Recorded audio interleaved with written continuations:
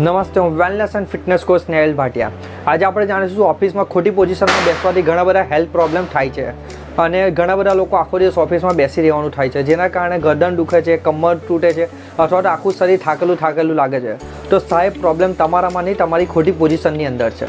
ઘણા લોકો કામમાં એટલા બધા ખોવાઈ જાય છે તે પીઠ વાંકી રાખીને કામ કરતા હોય છે, ખભા નીચે ઝુકાવી રાખે છે, લેપટોપને સ્ક્રીનની આંખની નીચે રાખે છે, તે ફોન ખભા નીચે આ રીતે દબાવીને વાતચીત કરતા હોય છે. આ બધી ટેવો રોજ કરશો તો શરીરનું એલાઇનમેન્ટ ખોલવાઈ જશે અને ધીમે ધીમે દુખાવો, થાક અને સ્ટ્રેસ વધતો જશે. પરિણામ શું થાય? તો ગરદન અને ખભાનો દુખાવો, કમર તૂટવી, માથાનો દુખાવો અને આખરે ધ્યાન અને એનર્જી બંને વસ્તુ ગાયબ થતી જશે. મેનેજરની ગાળો પડવી એ પાક્કી છે.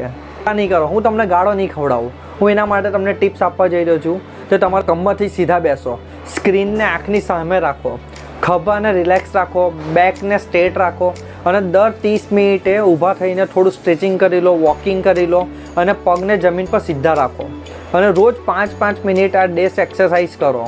નાનો બદલાવ મોટો ફાયદોકારક થઈ શકે છે. સાચી પોઝિશનમાં બેસવું એ તમને વધારે એનર્જી, વધારે ઉર્જા અને તમને હેલ્ધી બનાવે છે અને સાથે તમારું પ્રમોશન બી અપાવશે. રેડી છો નેક્સ્ટ વિડીયો માટે? નેક્સ્ટ વિડીયોમાં સ્ટ્રેચિંગ વર્કઆઉટ બતાવવા જઈ રહ્યો છું. એન્ડ લાઈક, સબસ્ક્રાઈબ અને શેર કરવાનું ભૂલતા નહીં. Thank you.